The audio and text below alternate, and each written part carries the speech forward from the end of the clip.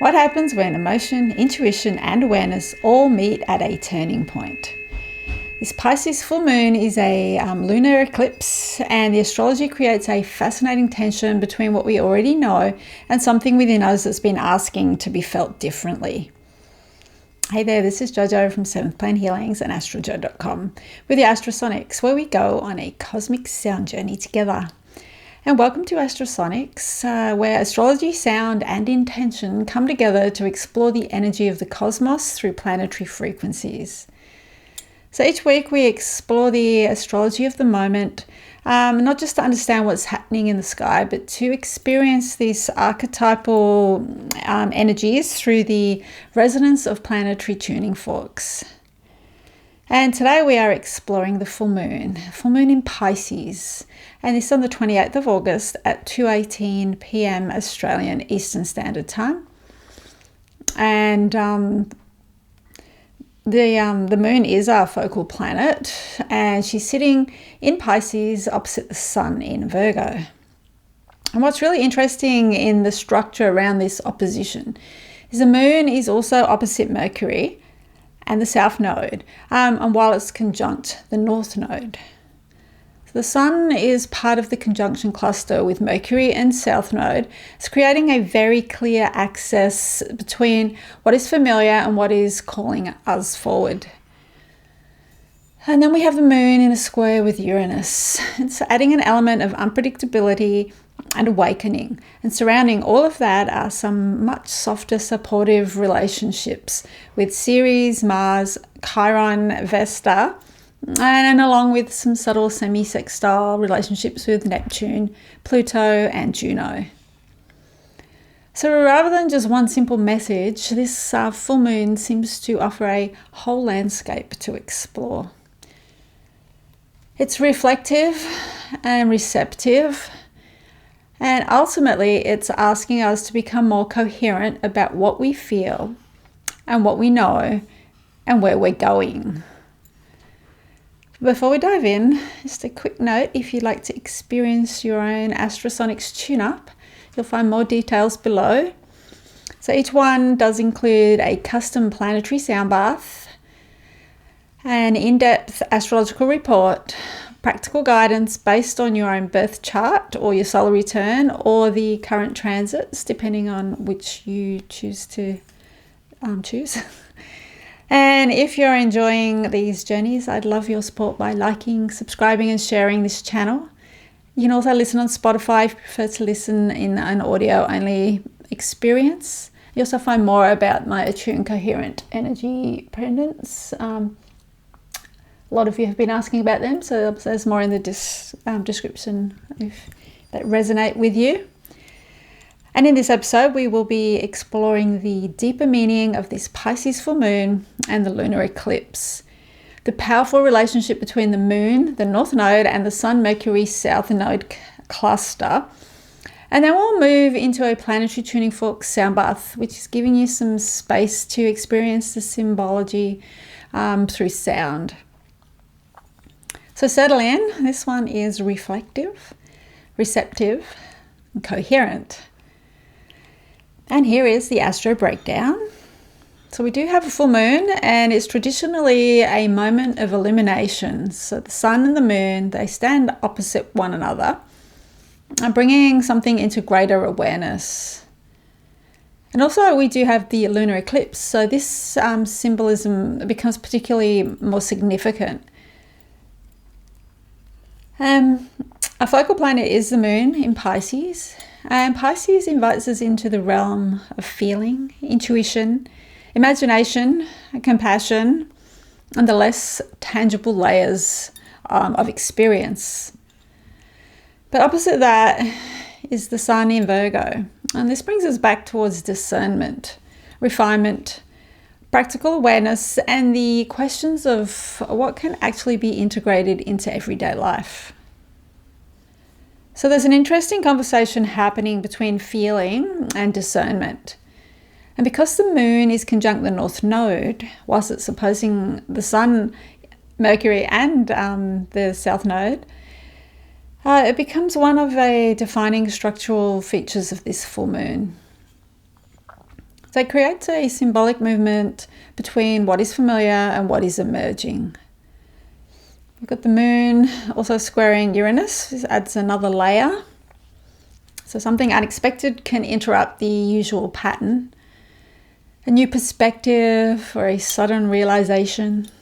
So a different way of seeing something that we've perhaps been looking for or looking at for a long time. And we also have Ceres and Mars, and they form a harmonious relationship with the moon, while Chiron and Vesta offer additional pathways of integration. And we also have some subtle semi-sextiles with Neptune, Pluto, and Juno, and it brings a quieter adjustment into the picture. So the overall feeling isn't one of having to force an answer. It's more like allowing something to become clearer through clear enough that we can recognize it. So we do have the moon opposing the sun.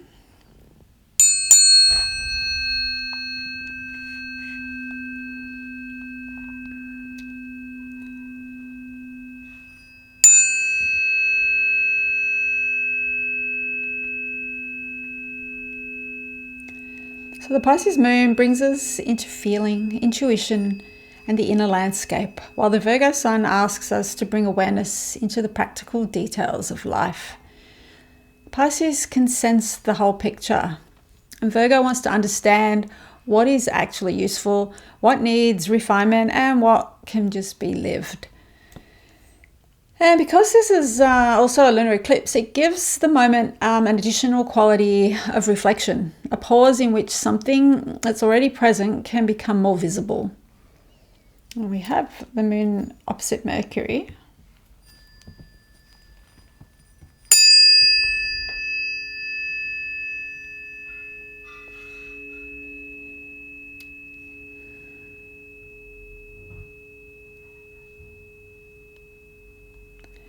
So here we have feeling and thought standing across from one another. The moon in Pisces can speak through impressions, feelings, and intuitive knowing.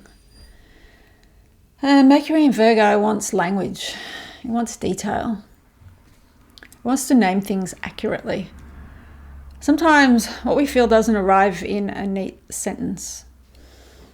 So this opposition can invite a gentle relationship between the two. And we have the moon in opposite with the South Node.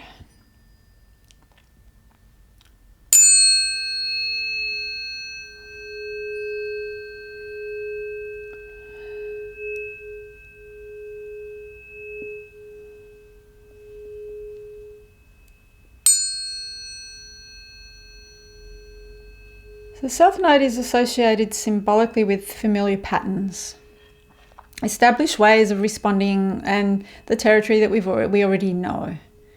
So with the Pisces moon opposite the South Node, the emotional landscape may draw attention toward patterns and that feel deeply familiar. Now let's also have the moon in a conjunction with the North Node.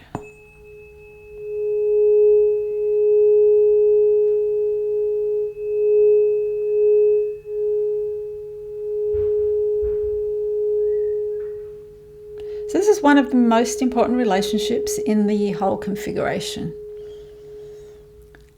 So the moon is sitting with the North Node, symbolically bringing feeling, instinct, and inner awareness into contact with the direction of growth represented by the North Node. This is where the eclipse axis becomes especially interesting, as the question isn't necessarily, what should I do? It might be something much more simple. What am I being drawn towards? So sometimes the next step isn't obvious intellectually. Sometimes it arrives in a quiet sense of recognition. So feeling that something has changed. So a sense that we're no longer quite the person who needed the old pattern. And with the moon here, feeling itself becomes part of the information. We also have the moon in a square with Uranus.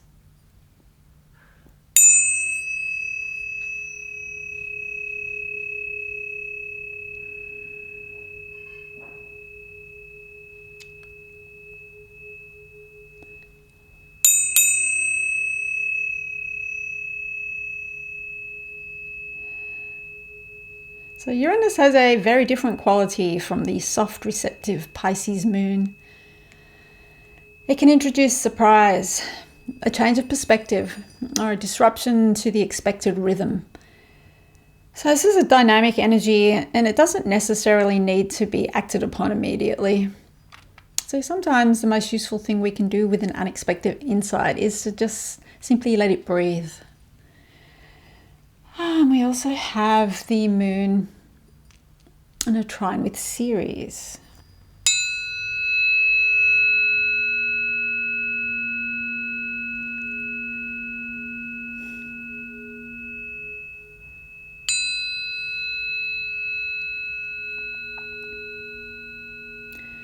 The Ceres brings themes of nourishment, care, and cycles, and the way that we sustain ourselves and others. So this relationship adds warmth to this whole eclipse story. And we also have the moon trining Mars.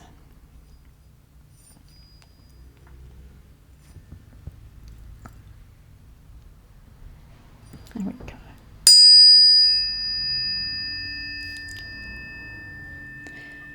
So Mars gives the moon somewhere to move. The Pisces moon can be deeply receptive and sometimes sensing many things at once. And Mars introduces direction, action, and vitality. So in a trine, these qualities can work together more naturally. So feeling can inform action. Action can give feeling somewhere to go. So there's a sense here of moving from inner awareness towards something embodied. And we have a semi-sextile to Neptune.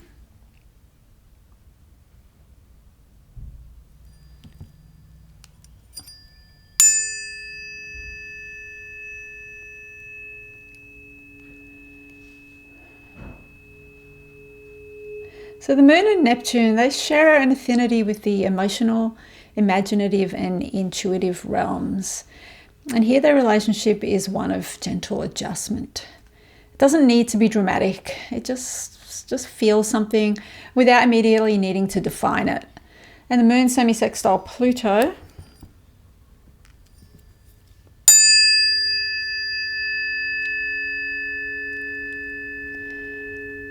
Pluto adds depth. And with the moon in Pisces, that depth can feel less like external force and more like an awareness of what is moving underneath the surface.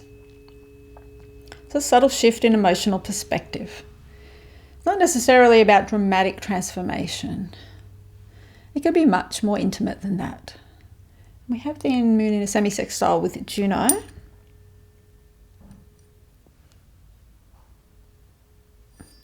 Where are you, Juno?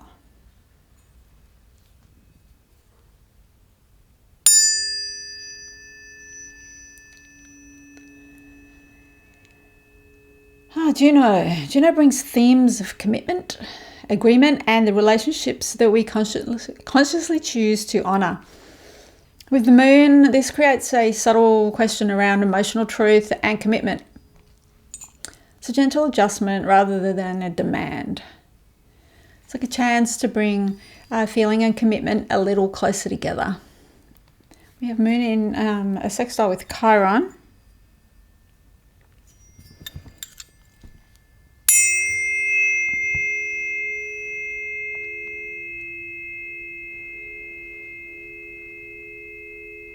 Chiron can symbolize the places where experience has shaped us deeply, including the wisdom that can emerge from what we've lived through. So Chiron is in a supportive relationship with the moon in this aspect. There can be room for emotional awareness to become compassionate rather than critical. And moon is in a sextile with the Vesta.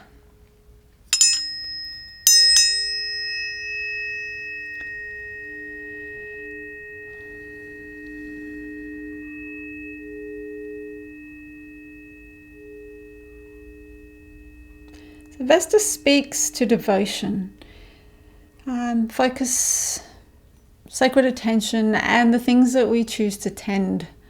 Vesta asks, what is worthy of my attention and what deserves to be tended? So simply choosing what matters enough to give our presence to. So let's begin. Let's align with these planetary frequencies. So we've got the Moon, Sun, Mercury, South Nodes, North Nodes, represented by the Moon here. Ceres, Neptune, Pluto, Mars, Chiron, and Vesta. So I invite you to join me on this sacred sound journey. It's allowing your mind and your body to attune to these cosmic frequencies. Take a deep breath in. Release. Take another deep breath. Just letting go, bringing your awareness to your heart and softening into deep relaxation as you bathe in the frequency of the spheres. And our affirmation is, I anchor into coherent awareness, steadying my heart as I trust what I feel. I anchor into coherent awareness, steadying my heart as I trust what I feel.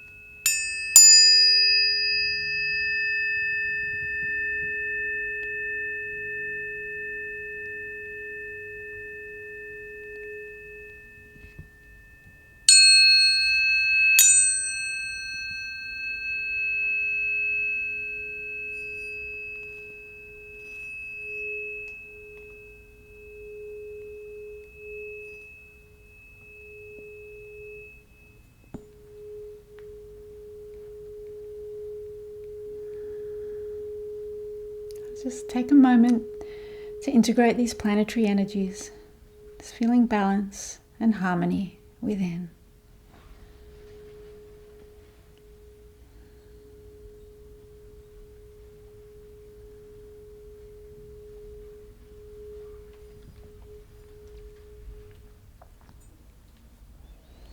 And if you'd like your own personal planetary tuning fork sound bath, just check out the packages at astrojo.com.